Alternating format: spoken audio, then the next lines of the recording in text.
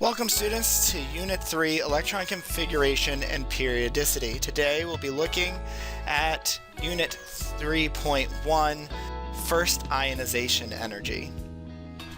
Now, in our previous unit, we talked a lot about atomic structure, which ended with us focusing on the nucleus. In this unit, we will focus on the electron cloud, the probability distribution of electrons around the nucleus. And in this first unit, we'll talk about removing electrons.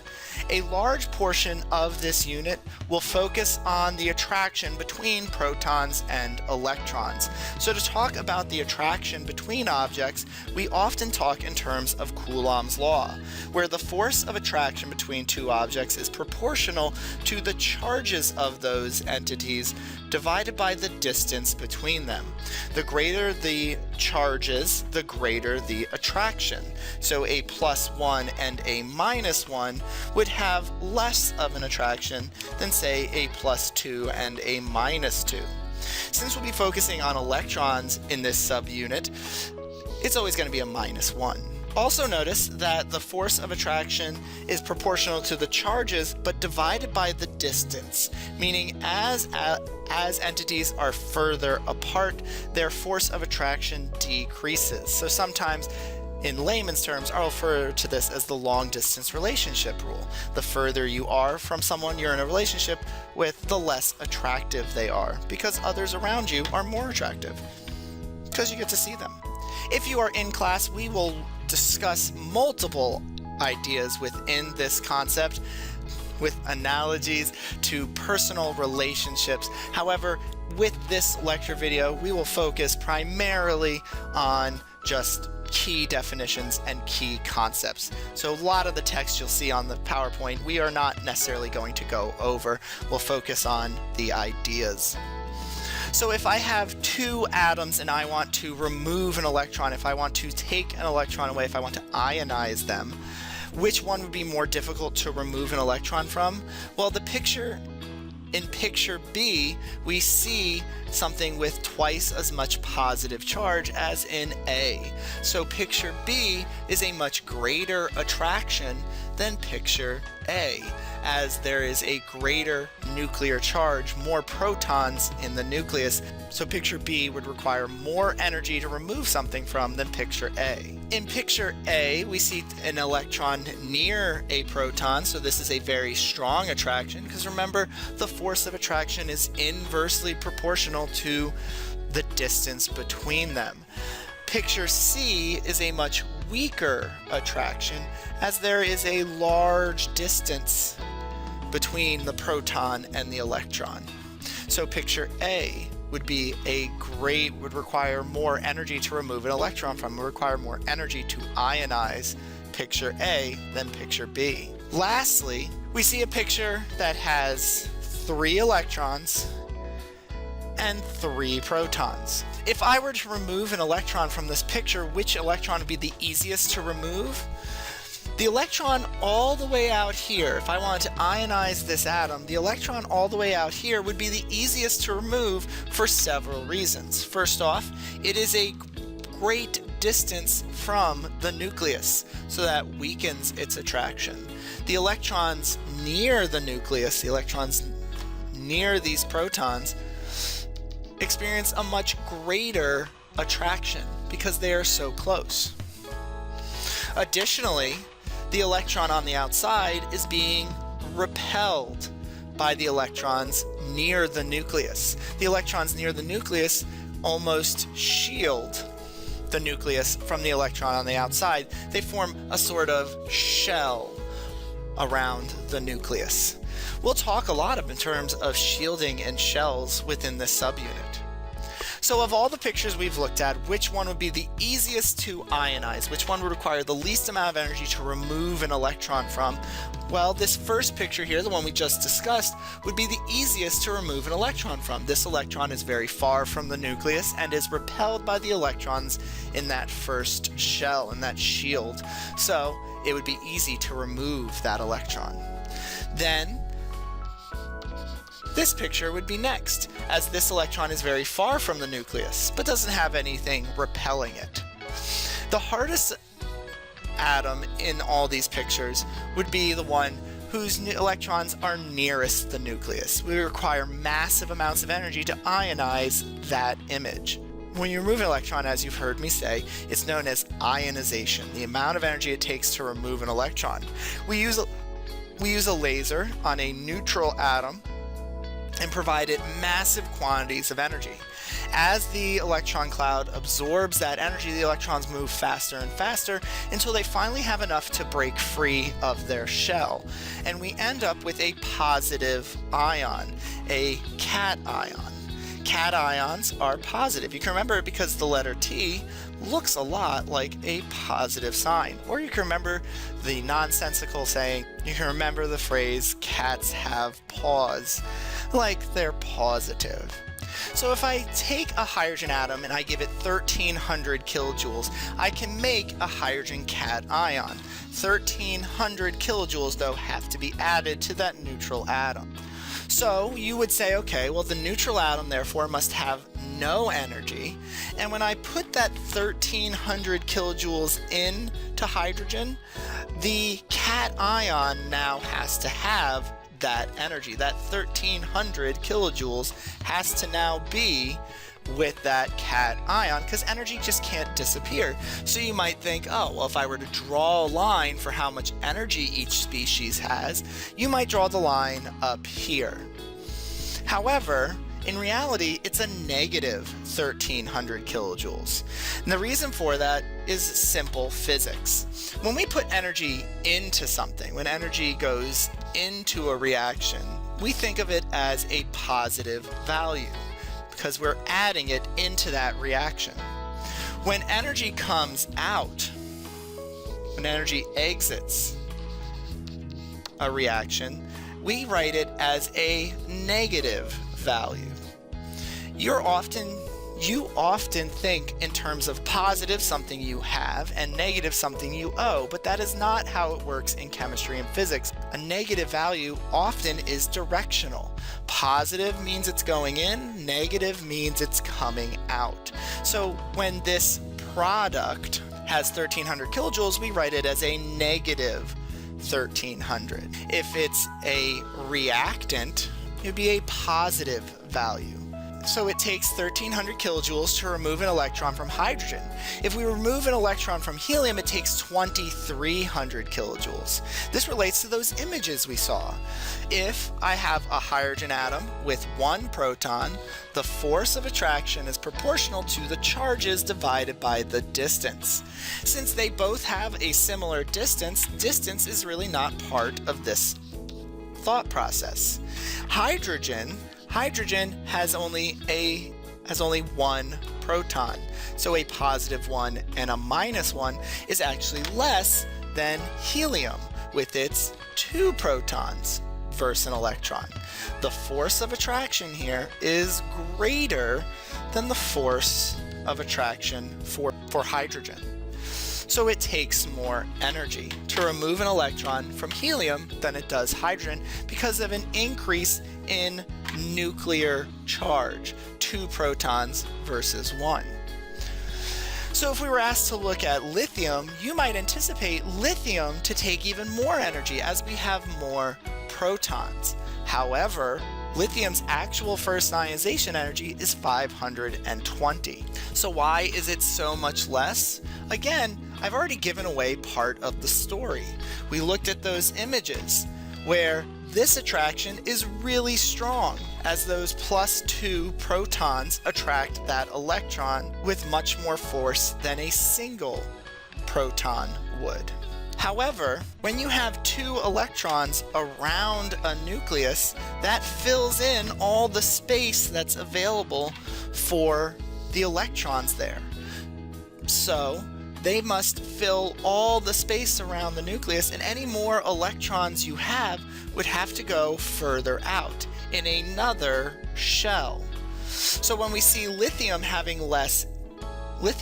requiring less energy to remove an electron from, it must be like this image we saw that first time, where we have 3 protons and 3 electrons. Those first 2 electrons form a shell around the nucleus, and that third electron must be further out, so it requires significantly less energy to remove because it has more energy to start with. So if we continued out with the other elements in the second period, it would look something like this. Remember, hydrogen took 1300 kilojoules to remove an electron, and helium took 2300 kilojoules. Lithium starts that next shell, with that next shell filling with electrons. As the next shell fills with electrons, you get more electrons, but you also increase the number of protons in the nucleus. Those electrons fill up that shell around those protons. As you get more protons, as the nuclear charge increases, it becomes increasingly difficult to remove an electron. So what would we anticipate if we move down to the third shell of the periodic table? Again, here's hydrogen and helium. So what pattern do we see? Well, it seems to be that as you go across, it requires more and more energy to remove an electron because you have more and more protons in the nucleus because there's an increase in nuclear charge. However, as we go down from hydrogen to lithium and then to sodium, it seems we are building up shells. So the pattern seems to be that if I were to predict a value for magnesium, this value would have to be greater than 500 for the 496 of sodium, but less than the number above, so less than 900 for the 899 of beryllium. So we could predict any number. Let's predict it to be 700. 700 is a good prediction, right? That fits the description. More than 500, but less than 9. The same thing for silicon. We're looking for a value that's less than 1100, but more than 700. So we could say 900. If we predict a value for phosphorus, we would predict a value greater than 900, but less than 13, so maybe 1100. For chlorine, we would predict a value greater than 1100, but less than 1700, so 1400.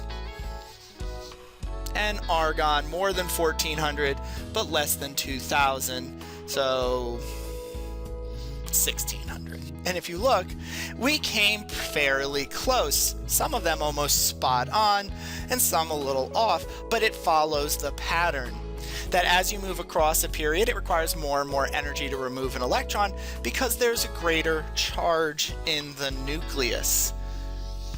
As you go down a family, it requires less energy to remove an electron because you're building more and more shells around that nucleus. If you were to look at every electron in an atom and remove it from its nucleus, you would find that the electrons come off in groups. So let's do that with argon. If we remove all the electrons from argon, the data shows us that there are groups of electrons. Some electrons require vast amounts of energy. They must be the ones nearest the nucleus. Some electrons require very little energy. They must be further from the nucleus. And then there's the ones in between. So it seems to be that there's a certain amount of electrons that can fill each shell around the nucleus. Now, these shells are often called energy levels. If you were to take the average energy for each group of electrons and put it on the energy diagram we saw from before, for that first group, 1000 plus 14 is 15, so like 7,500 would be the average amount of energy it takes to remove an electron from that first shell. 7,500 is practically not even on the scale. In the second group, 40,000 plus 88,000 is 128 divided by 2 is 64,000 on average to remove an electron from that second group. 64,000 would be somewhere in this range to remove an electron. That final group, the ones nearest the nucleus, require the most energy to remove. On average, they would take 415,000. So somewhere in this range. We rank the average amount of energy it takes to remove an electron from most to least, where electrons that require the most amount of energy to remove an electron are called the first energy level. Those are the electrons nearest the nucleus. The ones that require the least amount of the energy to remove would be further out. So you end up with energy levels around the nucleus. Each energy level, it seems, can hold a certain number of electrons. That first energy level for argon showed 2 electrons, and you'll find that every atom can only hold 2 electrons in its first energy level. If the nucleus is here, you could think of it as electrons on the left or on the right, and that fills all the space in that first energy level. It's not necessarily that simple, but for the sake of this introductory course, pretty straightforward. Electrons, you can only fit so many around that first space. In the next energy level, there is only so much space for electrons, and it would seem from our argon that you can fit 8 electrons in that energy level. And in the third energy level for argon, there were only 8 more electrons to fill. There were only 8 more electrons for argon to come up with the total of 18 electrons that argon has, and they must fit in that third energy level. Electrons are both a wave and a particle based on the work of Niels Bohr. Niels Bohr found that in order to fit a wave function around a nucleus, that wave function would have to be a certain distance from the nucleus. So 1 trough and 1 peak you could fit in one space. 2 troughs and 2 peaks would fit in a larger energy level. We simplify this matter by showing concentric circles in a Bohr model. Bohr models show the number of electrons in each energy level, and rather than show them in wave functions, we simply show concentric circles around a nucleus. Those concentric circles deal with the energy level or shells around the nucleus. And the periodic table is built to help you remember this information, how many electrons can fit into each shell. If you look at your periodic table, the first period would deal with elements that only have 2 electrons, and there can only be 2 electrons. There can only be 2 electrons in that first shell. In the second shell would be elements that have the 2 electrons in the first, and apparently up to 8 electrons for a grand total of 10 electrons. Those 8 electrons must be in the second energy level. If an element is in the third energy level, it has enough electrons to fill a first shell with 2, a second shell with 8, and you can fill up to 8 in the third energy level.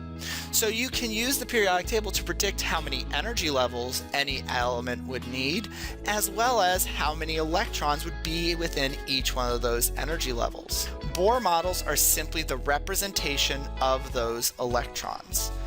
So you're able to do page 17 and 18 in your packet by drawing Bohr models. Let's do the first one together.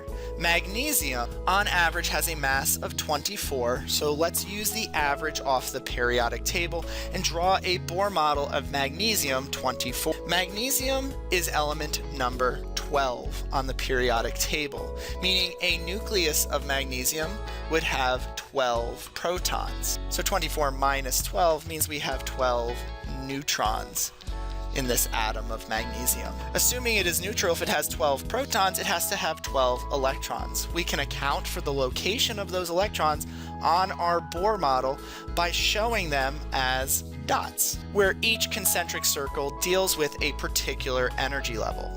So in the first energy level around our nucleus of magnesium, we can fit up to 2 electrons. And our periodic table reminds us of this as the first row of the periodic table, as the first period of the periodic table contains elements that only have 2 electrons. So we show electrons as dots. As electrons are negative, you'll separate them as much as possible. So I tend to go top, bottom, left, right. There's our first energy level, the first 2 electrons of magnesium, bringing me down to 10 electrons still to show. In the second energy level around magnesium, we can fit up to 8. And the periodic table reminds us of this, as the second period has elements that would have up to 10 electrons, 2 from the first and up to 8 in the second. So in the second energy level of magnesium, we would find 8 electrons. And as electrons are negative, we'll spread them out. Top, bottom, left, right, northeast, southeast, northwest, southwest. Magnesium has an additional 2 electrons for us to show because magnesium is in the third energy level, so we will need a third concentric circle. And in that outermost shell, we would find 2 more electrons to account for the 2 electrons we haven't shown yet in magnesium. This outermost shell is often called the valence shell. Valence electrons, the electrons in the valence shell, are what we use for bonding. So as you move through this worksheet, page 17 and 18, I ask that you please write the number of valence electrons. There's a good cheat for this. You can use the last number in each column, at least 4 columns, 1, 2, 13, 14, 15, 16, and 18, and 17, to say how many valence electrons there are. The last number in each column, as magnesium is in the second column, it would have 2 valence electrons.